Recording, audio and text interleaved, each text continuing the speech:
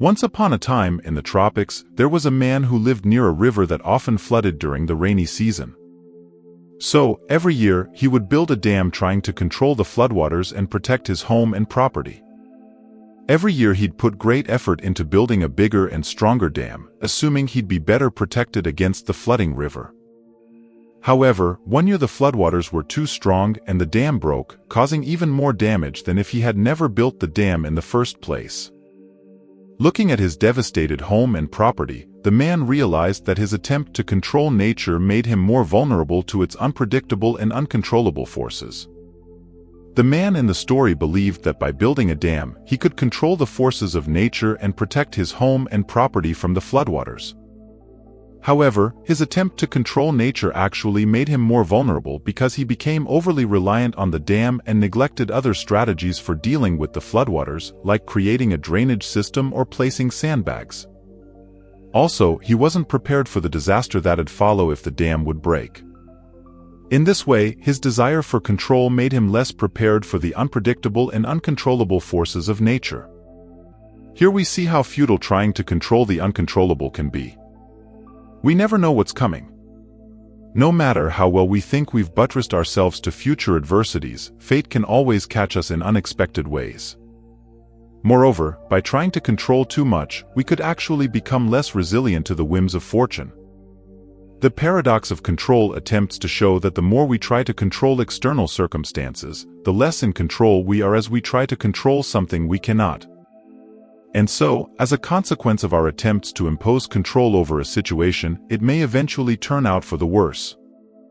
As illogical and vague as this all sounds, the paradox of control does highlight the limitations of human control and reminds us that many, if not most, of our attempts to control the universe are futile and may even be detrimental.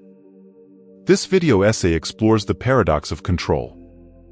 The limits of control. In a display of arrogance and delusion, the English King Canute commanded the tide to halt and not wet his feet and robes. But as one might expect, the tide continued its natural course, ignoring the king's futile attempts to control it. King Canute was forced to confront the reality that there are forces in the world beyond his control and that even the most powerful individuals have limits to their power. For a significant part, the power we attribute to ourselves is nothing but an illusion. Many people tend to exaggerate the control they can impose on the world. We might believe we control people, but we'll sooner or later be confronted with the fact that we don't, as everyone ultimately does their own thing, regardless of how much we try to push them into certain directions. Likewise, we might think that we control our bodies.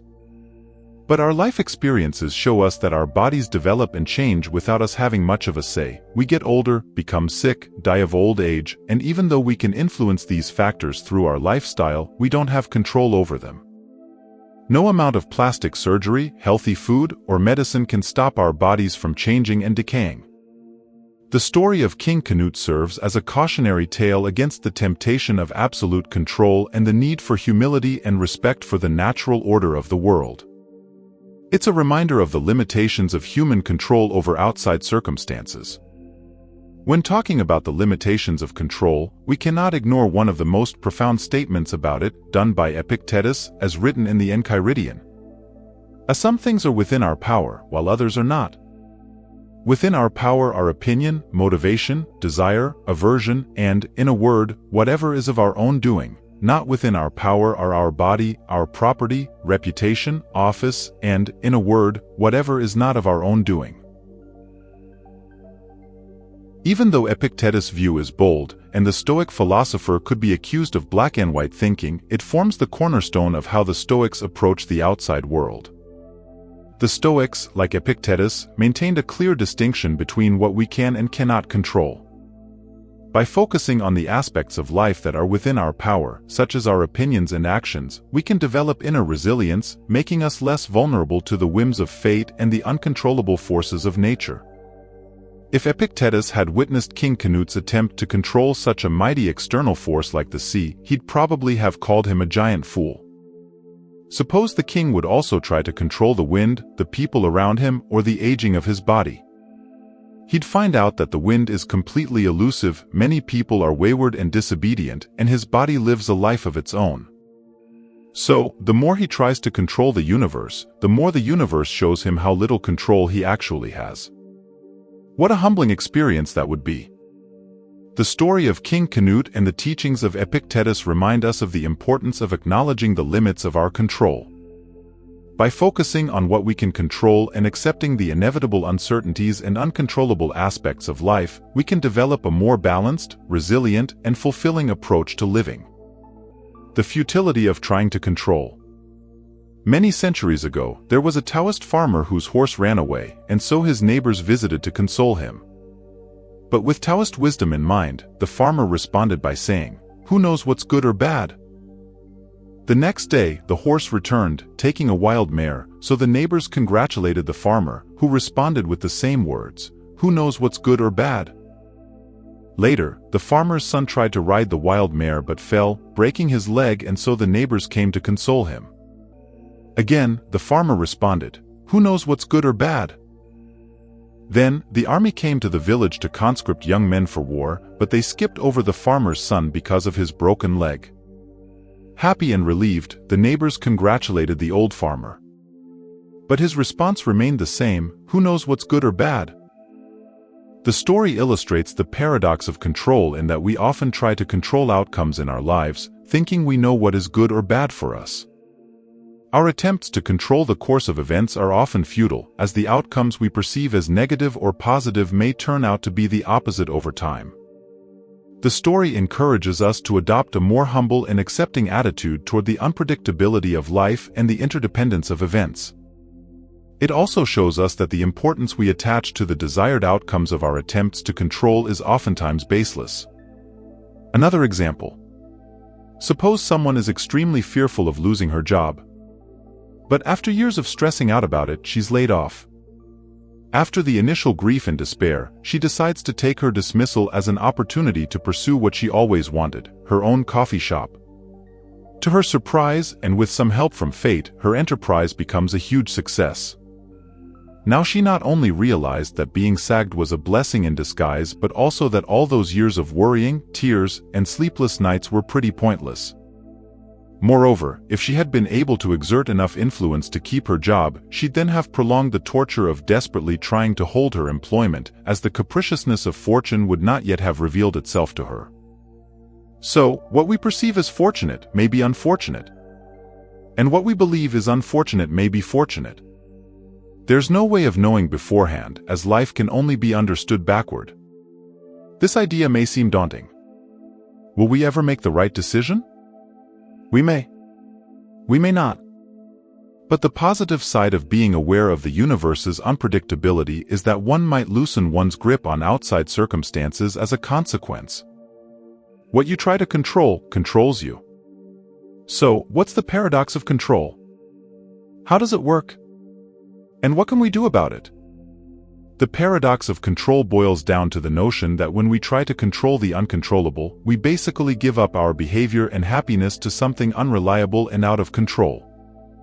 We let this thing influence our mental state because our desire for control often leads to anxiety, stress, and frustration and can make us feel powerless when we are unable to control the outcome. In other words, our desire for control can become a source of suffering. When we try to control something, we attach ourselves to it. We want to push it in a certain direction. If this external thing does what we want, we're happy. But if it doesn't, we tend to be frustrated and angry. So, the thing we try to control is now controlling us, as we've attached our mental state to it. An example of this is raising children. The more we wish to control them, the more they control us. Children are unpredictable and have wills of their own, so the instances they won't do what we want will be plenty. We'll have a horrible time if we attach our mood to their whims. According to Epictetus, when we try to control the uncontrollable, which is almost anything external, we're in for a rough ride. We'll be perpetually frustrated with other people's actions. We'll be full of anxiety about what will happen and what won't, and hit by grief and anger again and again. Yet, many people still have a strong desire for control. As if, without it, they feel insecure or, perhaps, naked in the face of destiny.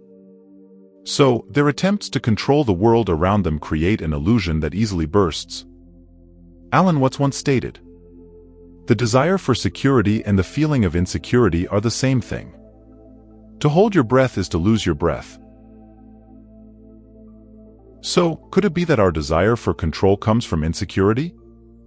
And if so, what are we insecure about? Is it because the idea of not controlling virtually every aspect of the external world is too daunting for us? And if that's the case, what can we do about it? Finding security in the uncontrollable. Our desire for control indeed seems to stem from an underlying sense of insecurity. We fear the unknown, the unpredictable, and the uncontrollable aspects of life. As a result, we try to exert control over the external world, clinging to the illusion that we can somehow protect ourselves from the chaos and uncertainty that life brings. But in doing so, we often overlook the fact that true security and peace of mind cannot be found in controlling the external world but rather in cultivating an inner resilience and acceptance of the uncontrollable nature of life. As American writer and philosopher Ralph Waldo Emerson once said, "Nothing can bring you peace but yourself." Embracing the reality of life's unpredictability instead of trying to control it can help us build a more resilient mindset. When we accept that there are aspects of life that we cannot control, we can focus on what we can control, such as our thoughts, emotions, and actions. As the ancient Roman Stoic philosopher Seneca stated, we suffer more often in imagination than in reality. So, by recognizing and letting go of our imagined need for control, we can free ourselves from unnecessary suffering and anxiety. By learning to embrace the uncontrollable, we can generate the security and peace of mind we try to enforce through our attempts to control. Rather than obsessing over what we cannot control, we can focus on cultivating inner resilience and adaptability. This requires us to develop a mindset that values flexibility, openness, and a willingness to change course when needed. As the famous Swiss psychiatrist and psychoanalyst Carl Jung once said, "I am not what happened to me, I am what I choose to become." As we embrace the unpredictable nature of life, we can learn to let go of our need for control and instead focus on our inner strength and courage necessary to meet fate. As Seneca stated, "Our lack of confidence is not the result of difficulty, the difficulty comes from our lack of confidence." Thank you for watching.